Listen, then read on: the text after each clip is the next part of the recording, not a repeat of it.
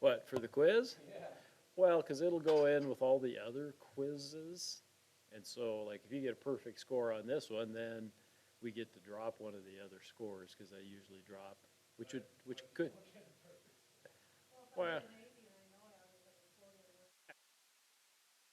yeah, they're getting zeros, you know. Yeah, they're getting zeros for this and yeah, yeah. So, oh, there's Bridger coming in late. Yeah, I tell you. So, okay, let's just take a look. I finally got the doggone due date actually put in for the final submission. So that is Sunday night, 11:59. Everybody's cars had problems starting this morning, right? Yeah, yeah. Well, it's mostly we're missing Dylan, doggone him. So and Brandon, he's been I don't know. So I did get put in there that you've got the. Some of you guys took that one, and I didn't mean for you to take that one. I thought I had it just for the one kind of distance student. So, but I got the date in for the final project submission, right? That's going to be due Sunday night, so you got time over the weekend to kind of work on it. Colin said he had somebody proofread his. That's never a bad idea. You know, I know I write things and I can read it 20 times myself, and you give it to somebody else, and within 2 seconds they spot, 3 errors because it just jumps off the page at them. So, you know, not a bad idea if you can find somebody just to give it a quick look over. They might find some obvious things. Because I kind of correct for, I think writing's extremely important. I've told you guys that in the past, even though this is a financial class. I try to put that into a lot of my classes just to get you guys, the more you write, the better you'll write. So, and then presentations are, our class meets Monday morning at 10 a.m. That's almost a perfect time for finals. It's that first day of the finals week, so we get to get it over with. It's not at 8 in the morning, so we can kind of, yeah, we can kind of sleep in a little bit, and drink some coffee and, get prepared, right? Get warmed up a little bit. Hit your treadmill, hit the weight room, whatever, get warmed up and psyched up for your presentation. Okay. Don't over, don't get over anxious about the presentation. Okay. I mean, it's definitely worth part of your grade, so I want you to do well on that. Okay. I get you guys to help me grade those. Okay, so I get your guys' input on everybody's presentation. Generally, what I do, I think, is you guys score the presenter, and I score the presenter, and I average your scores, and then average that with mine. So your guys' counts as half, and mine counts as half, if that makes sense. So, and I got a little rubric thing that you can use to kind of, score the presenters on. What order or how should you do your presentation? Do it in the same order, basically, that you're writing your paper, okay?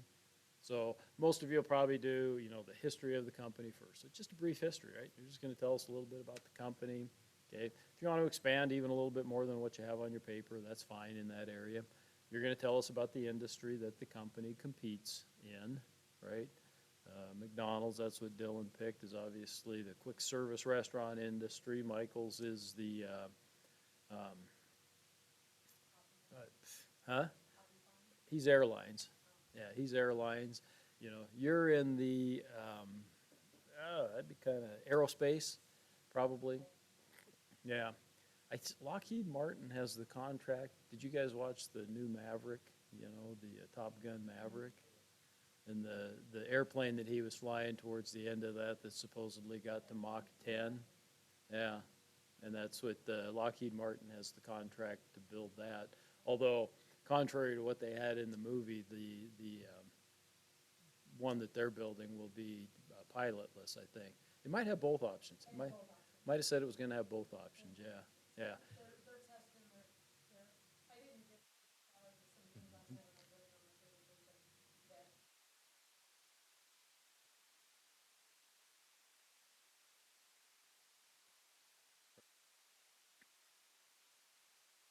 Yeah.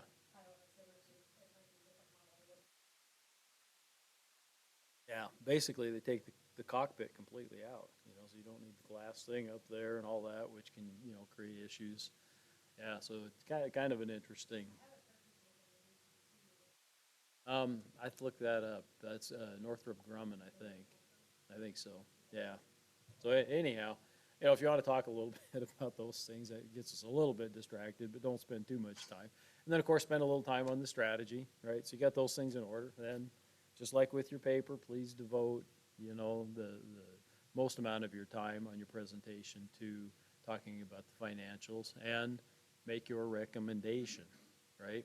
And make your recommendation compelling. By that, I mean, here's the financial data that I've given you. This is why I think you should invest or should not invest. Remember, you don't have to recommend that somebody invest in that company, okay?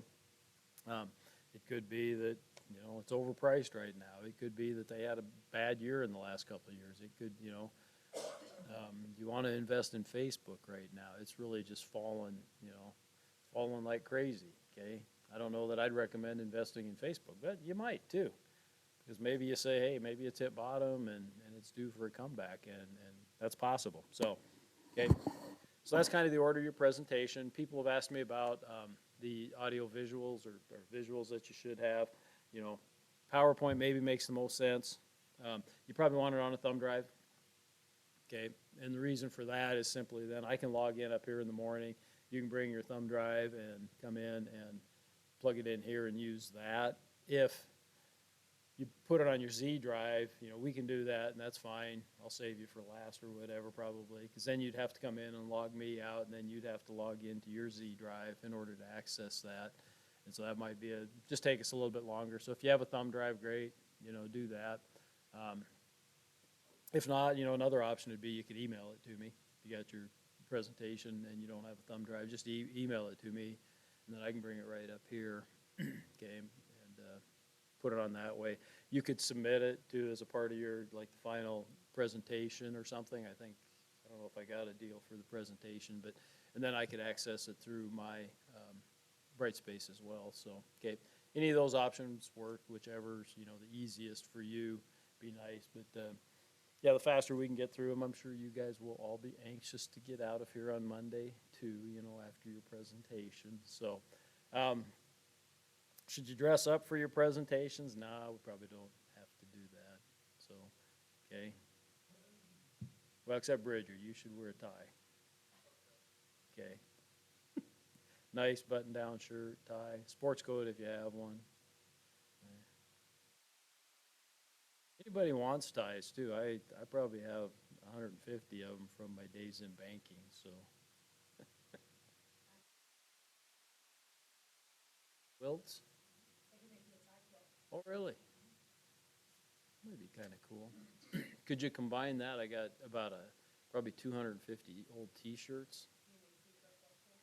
There you go.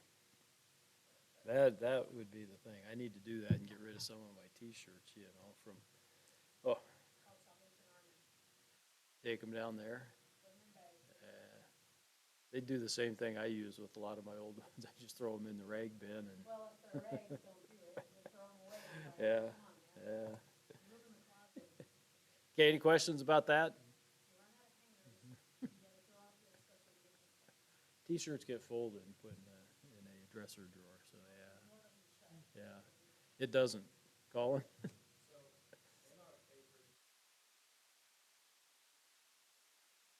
That's the order I do, but if you want to change that up a little bit, that's fine.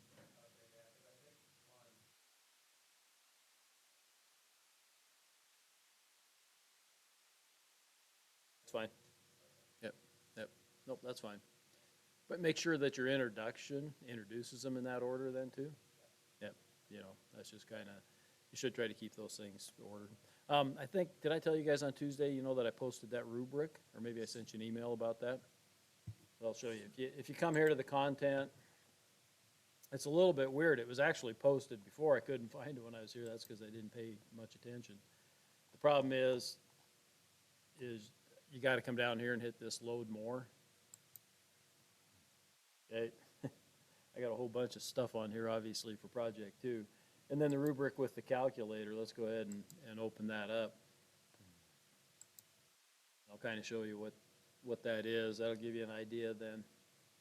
I'll get back to this, don't worry.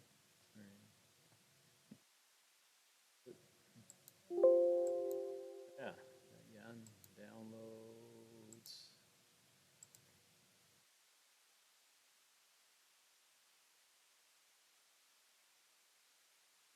So, you see, I grade, on the organization, right? Have a proper intro and a proper conclusion. So tell me what you're gonna tell me. In the conclusion, you tell me what you told me, right? Okay? Logical sequencing of topics. So there again, if industry's first, that's fine, and then history. Make sure you introduce it that way in your introduction, okay? Smooth transition between sentences and paragraphs. So that's just kind of a little bit of a subjective thing about your writing style and how that's going, right? Okay? And then include all the required elements. I'm amazed that sometimes I get papers and they don't have a paragraph on the strategy. Well, boom, they didn't include all the required elements, so obviously they're gonna get a little lesser grade there. And I just score these, 1, 2, 3, 4, 5, okay? Clear description of the company's history. I got history and industry kind of put together here, right? Clear description of the company's history, unambiguous identification of the industry in which the company competes. Okay, so tell me about that industry. Give me a few more facts about the industry, though, too, maybe, if you can. The aerospace industry, other competitors might include Boeing and Northrop Grumman, right? You might be able to find some, wouldn't be absolutely necessary, but might be able to find some information about total sales for that industry, okay, some things like that. Possibly, that adds some information, and that's fine.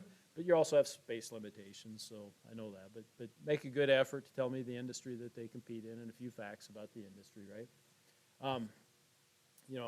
Relevant and examples and illustrations of some clear points. Again, that would be back to the history, dates, things like that. Okay, and also the industry probably. And then the company's position within the industry. So is your company, is McDonald's the leader in the quick service restaurant industry? Yeah, it's the leader. Okay, is United Airlines the leader, second, third, whatever? Okay, in terms of sales, probably, but you could use a different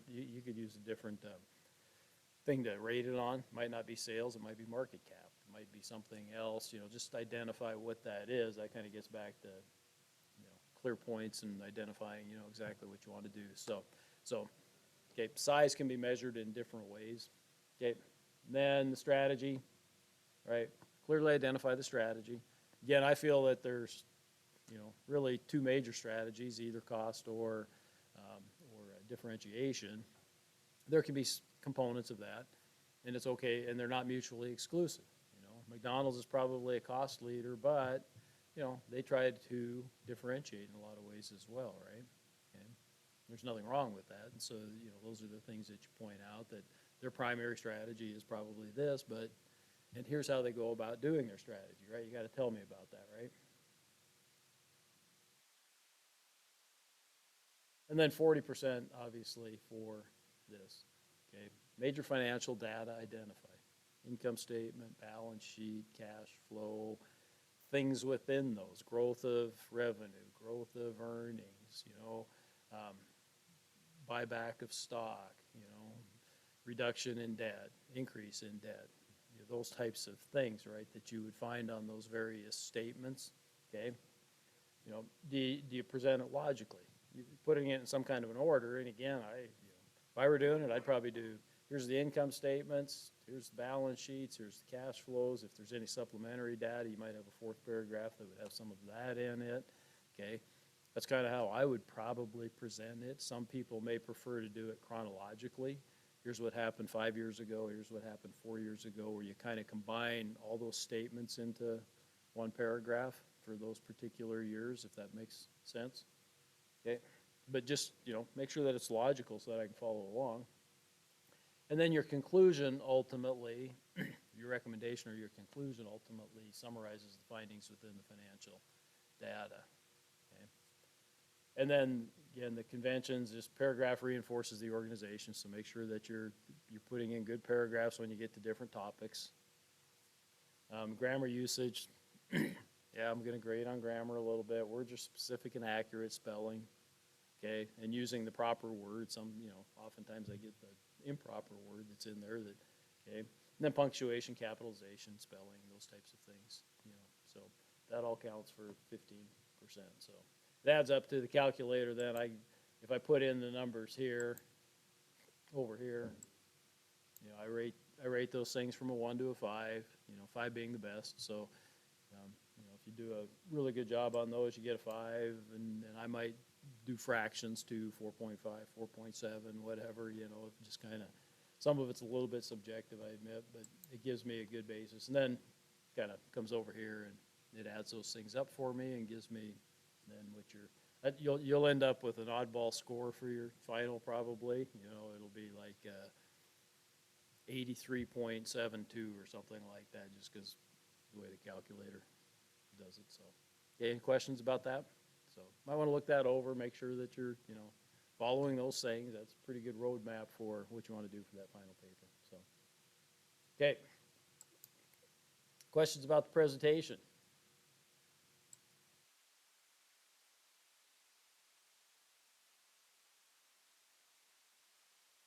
Oh. Yeah, I'm more concerned about the information that you present. The visual should enhance, what you're doing maybe. So, if you want to include a photo of Procter and Gamble 100 years ago when you're talking about the history, that's fine. That may be all you have, right? In the industry, if you want to list the top 3 competitors in that industry, that's fine, right? The strategy, you may just say, P&G strategy is a low cost or differentiator, or, they tend to be I would say they're probably cost driven, but also, and, yeah, because they buy up. I mean, one of the key components of their strategy is to acquire, right, other brands that grow and acquire other brands, maybe.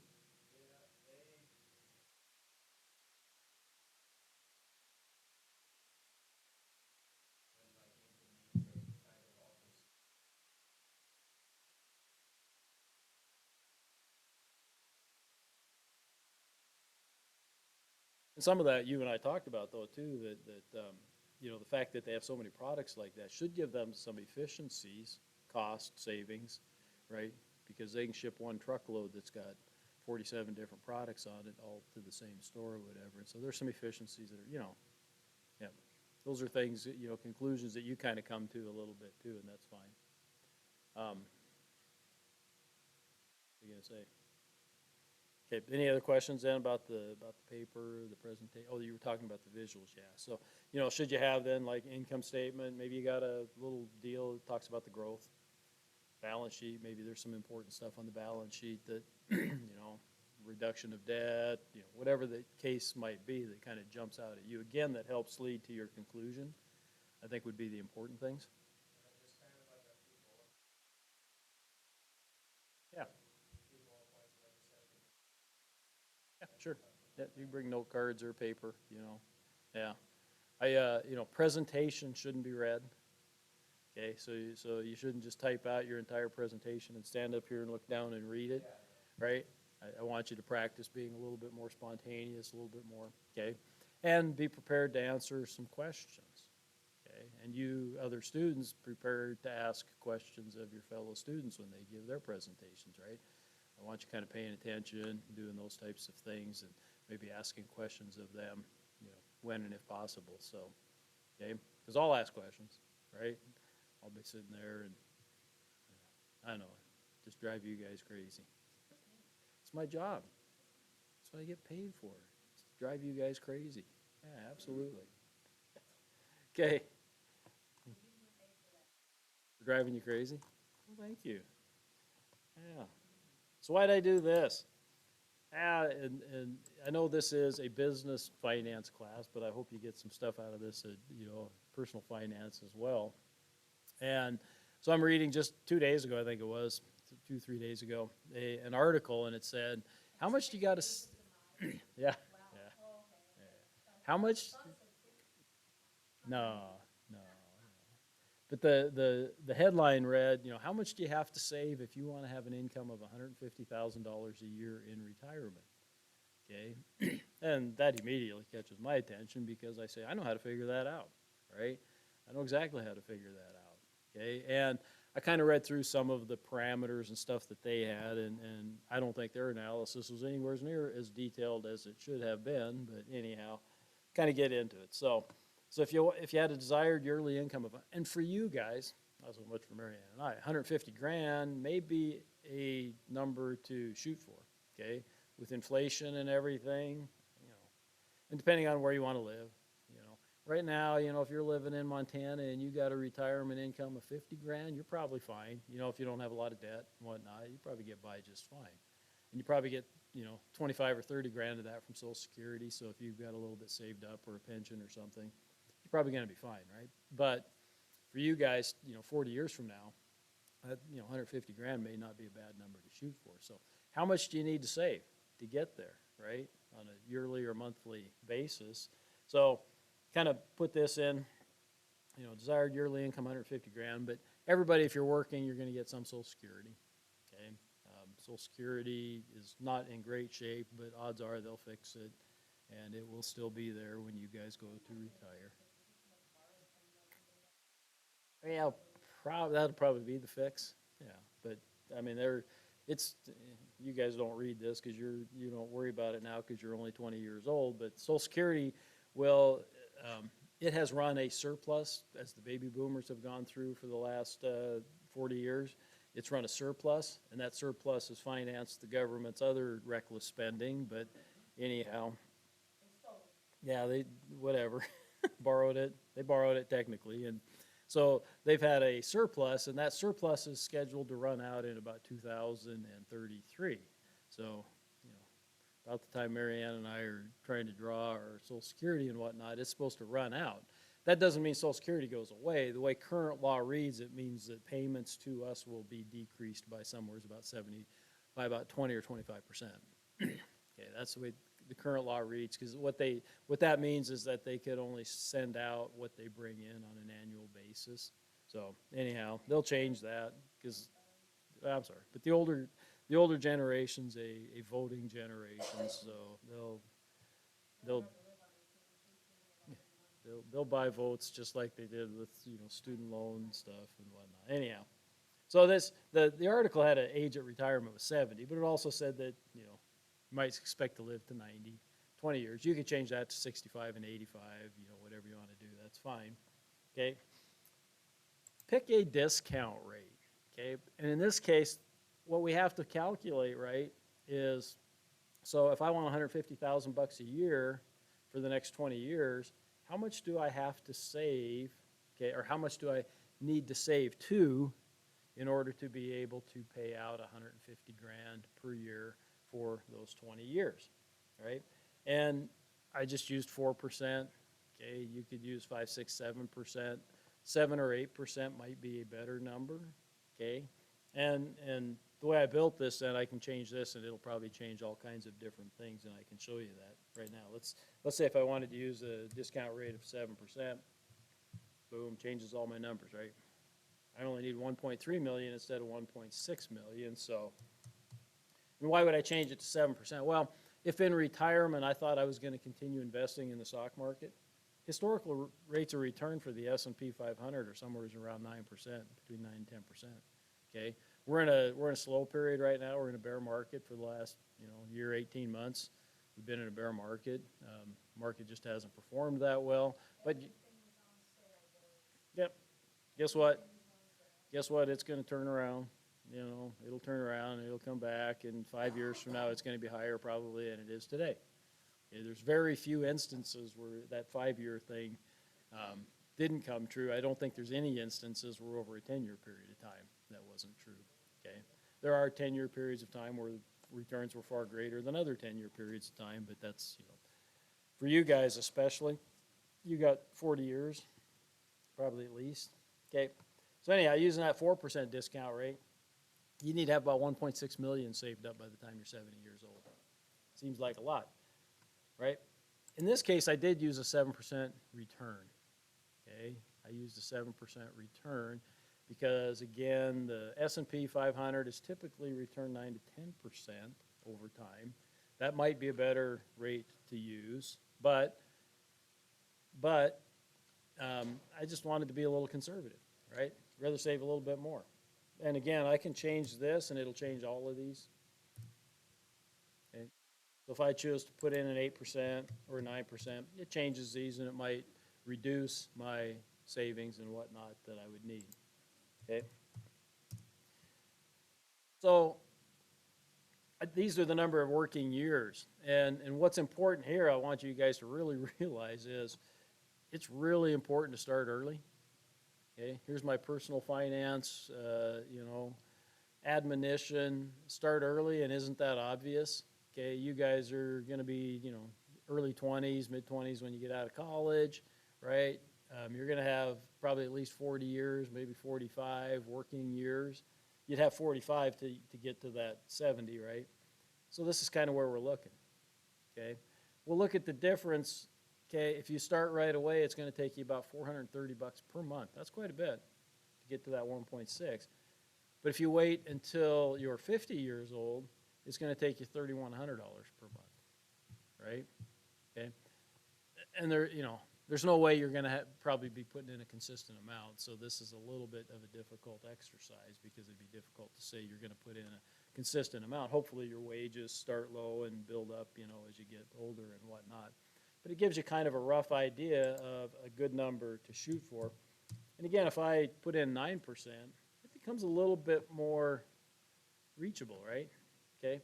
Here's the other thing to remember, and the thing that, I've told you I'll come back and haunt you on if you don't take advantage of this. And believe me, every time my son calls, he changes jobs, which he seems to do about every 6 weeks. Say, well, does your new job have a 401k? Well, I don't know. If he was here, I'd just pound him, and I think I still could. Okay, he's strong because he's young, but he's also kind of scrawny, so I think I could probably still beat on him a little bit if I had to, right? Take advantage of 401ks. What happens with 401ks? Well, you might put in, let's use this 430. Okay, you might have $200 come out every month of your pay, but your employer might match that 200. And all of a sudden there you got 400. At start that's maybe a little less than what your goal is, but you're going to grow. It's going to increase over time if you keep involved in that kind of a program, right? At the college here, for example, ours is 11% total, and here shame on me for and I'm not a part of it anymore as a part-time teacher. I don't get to, but when I was teaching full-time, we have 11% of our salary go into it's a 403b, same as a 401k. It's just for government. They call it 403b. Okay, and so 11% of our salary goes into a retirement thing. I think we can opt out if we want to, but that's something I would have never ever considered. So I guess I don't even know the answer to that. Again, shame on me for my personal finance, but to me that's automatic. If there's a 401k or something like that, I'm going to max that out. Okay, even if that means I can't have a beer on Friday night, because I know what that's going to mean. Well, it's never gotten to that point. Okay, it's never gotten to that point. But I can tell you, in my early years, my wife and I ate mac and cheese Friday nights when we would have preferred to go out and have a steak dinner. And a lot of that was because we were trying to put money away into things, that would benefit us when we got to this age. When you guys are your age, you never think you're going to get to our age or something, or you think you're going to hit the jackpot, or yeah.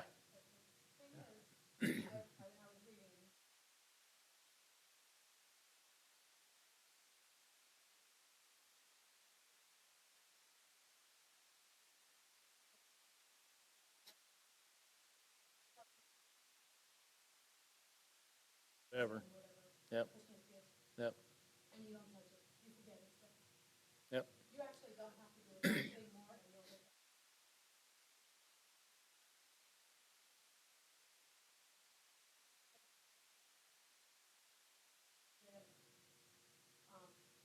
I haven't put in a step, I've always had low paying jobs, which is part of the reason I'm here.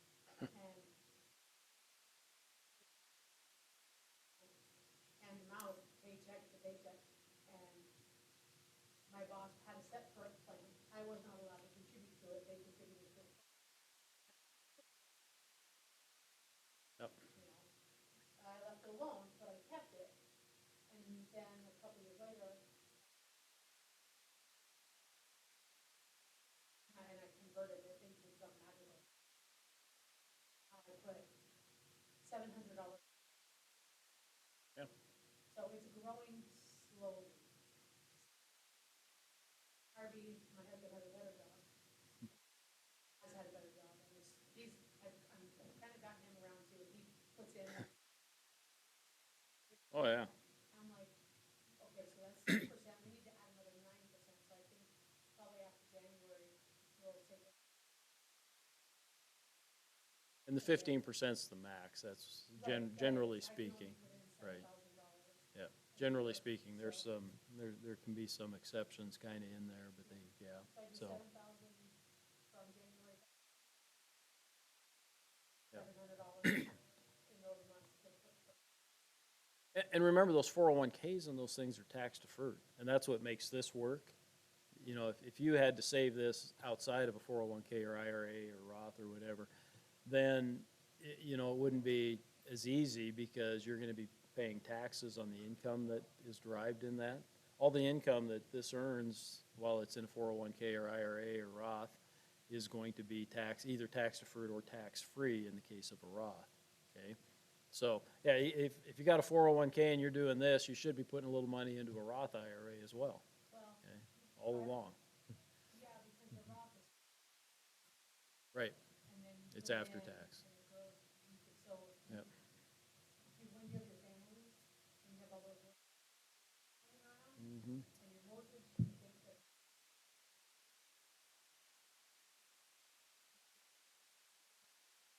My age. Well, or better, you know, the lawn mowing kid that you were talking about, that kid should put it into a Roth. Because he or she's not paying any taxes probably anyways at that age, Right. you know, and so that money basically is going in tax-free in a sense, right? Oh, man, that's a good idea. Yeah, and yeah, you stick that aside and you forget about it, and yeah, life will be better for you when you get a little older. Again, if I mess with these rates, I mean, if I go with what's typically been the historical returns for the S&P, you know, this becomes real attainable, you know? Yeah, yeah, I mean, even out 40 years or 30, you know, 35 years, you know, you're talking $372 a month, and yeah, that seems like a lot of money, and it is, but again, if your income is 50 grand, okay, and you can do 3% and 3%, you know, you're pretty close to that. You know, and you're only putting in 3%, so you're putting in 1,500, and your boss is adding the other 1,500. You're pretty close, you know, you're right in between there, okay? And so that's not, you know, that's not too bad, and so start early, max it out.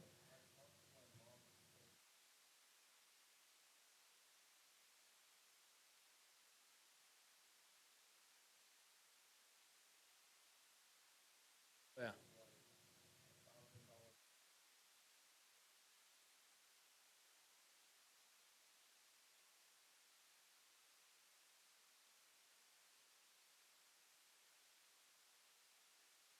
Uh,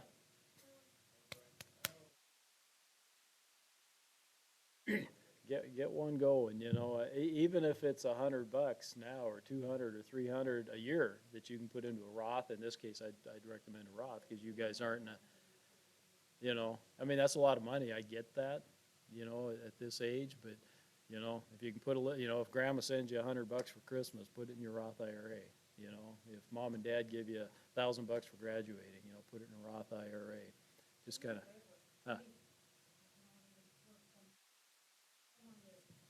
So if we did 10 years, I should be able to do this. At the what percent?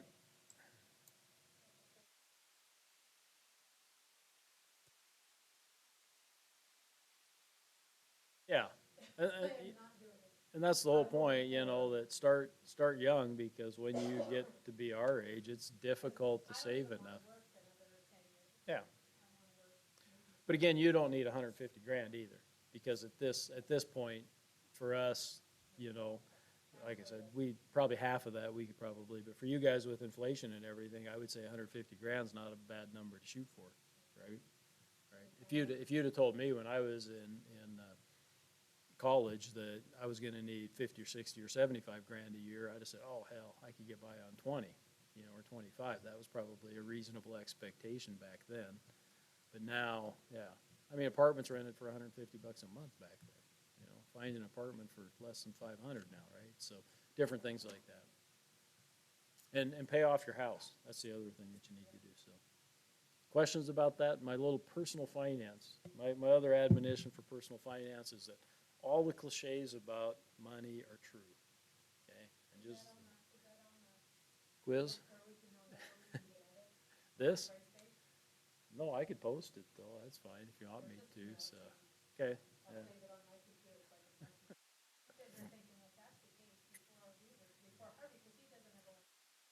Yeah, I just wanna go do something else. Yeah. It's not that I'll quit working, so. the nice thing is that, you know, whether you wanna stop working or not, you always have that option. Well, we've got, I don't wanna necessarily turn.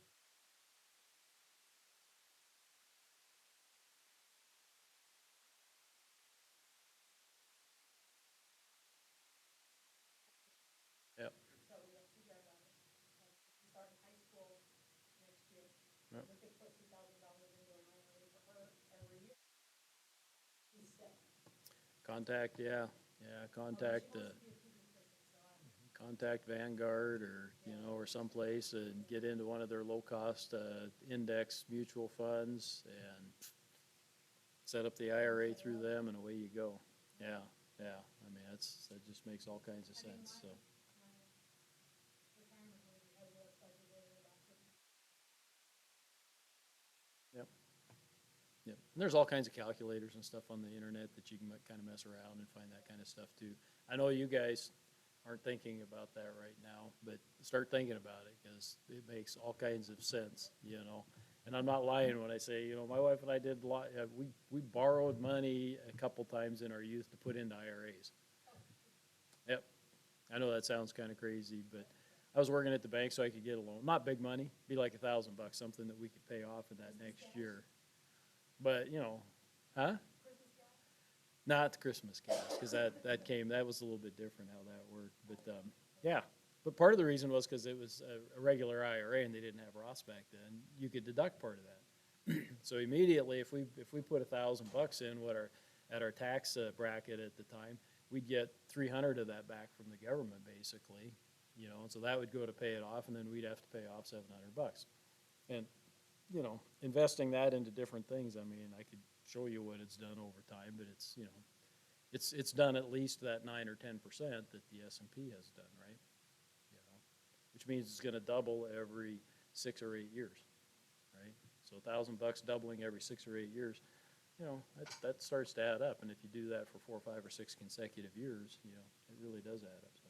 Okay, again, all the cliches about money are true, right? Stitch in time saves 9, pay yourself first.